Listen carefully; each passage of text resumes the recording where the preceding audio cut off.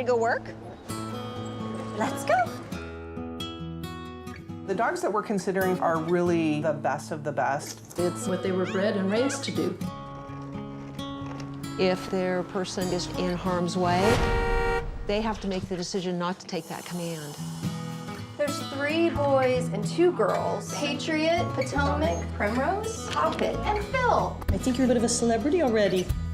Puppy raisers teach them manners, teach them foundation, and expose them to the world. I'm a veteran, so Patriot is gonna be my best friend. You need to do a good job because someone's putting their trust and faith in this animal. You never know which make it all the way through to guide. It could be one, it could be none. Can you please just be good? Lots of things to work on. The major challenge with Potomac is he'll lunge and jerk me off balance. I'm on the fence with Patriot. He's intense. A little bit nervous. That's 2 fails for Phil today.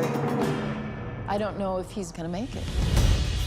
We've got testing on Friday. Primrose, we're up. You make us proud, okay? Pop it forward. Good girl. I think I've seen enough. A lot don't make it, and it is heartbreaking to have a dog cut. It's not easy to be visually impaired, and the cane can help, but it's not as great as a fuzzy face and a wet nose. This is Megan calling from Guide Dogs. We're excited to find out if it's a yes or a no. Good boy. Good boy. I'm one of the directors at Pick of the Litter. And I'm Don Hardy, the other director at Pick of the Litter. That was given to us. Guide Dogs had a suggestion. Hey, we're having this litter who we really I think would be a good one for you. The mother was a very good breeder for guide dogs.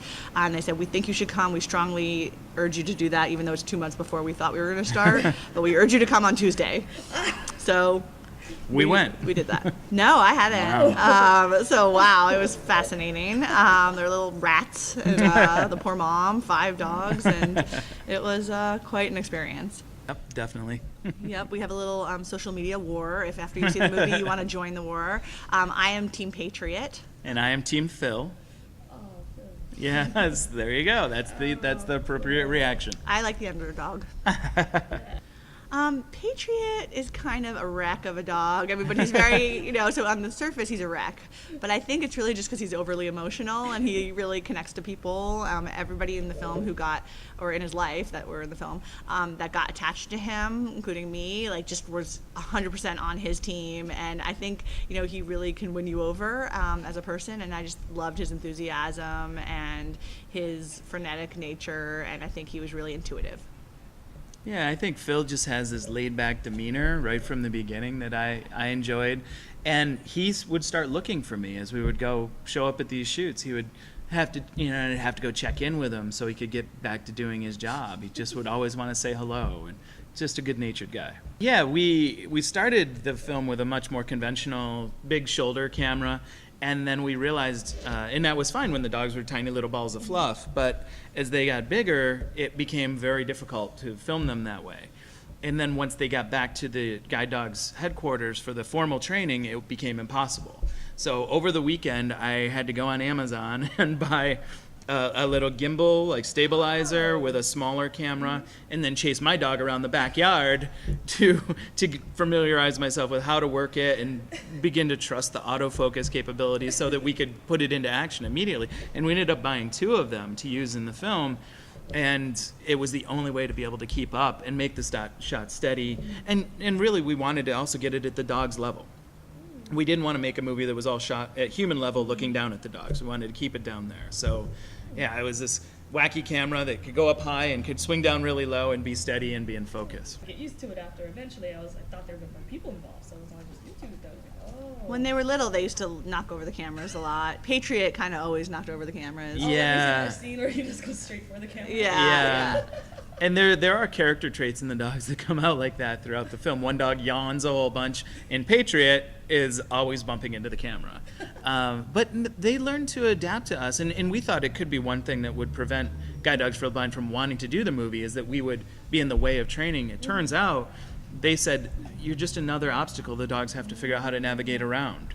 And with that in mind, we developed a system where we didn't have to stop and mess with training very much at all. Like it was, we allowed them to exist without us interfering.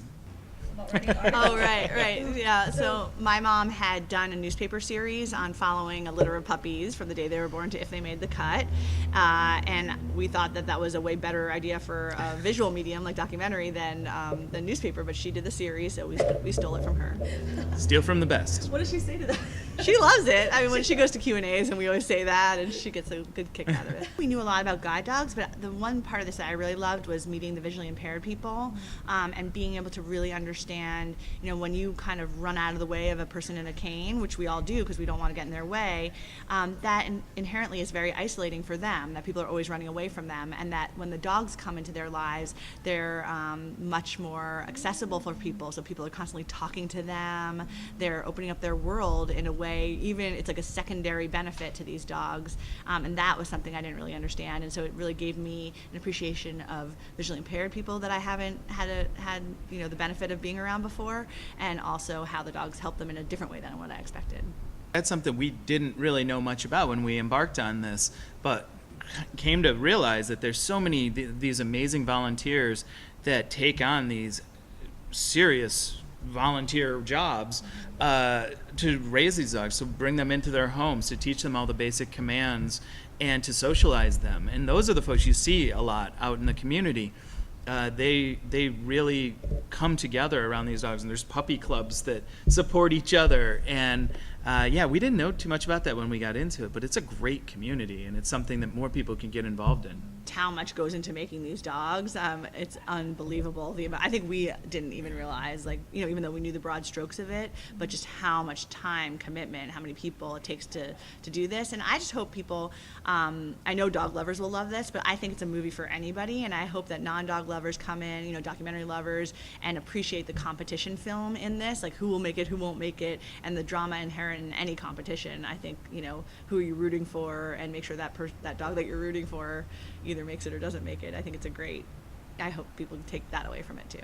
And in the case of Pick of the Litter, it is such a great movie to watch with an audience because everybody takes the ride together and has their favorites. And as we've been screening this at film festivals in the first part of this year, it's just so heartening to watch that audiences respond that way. So come out to the theater and see it.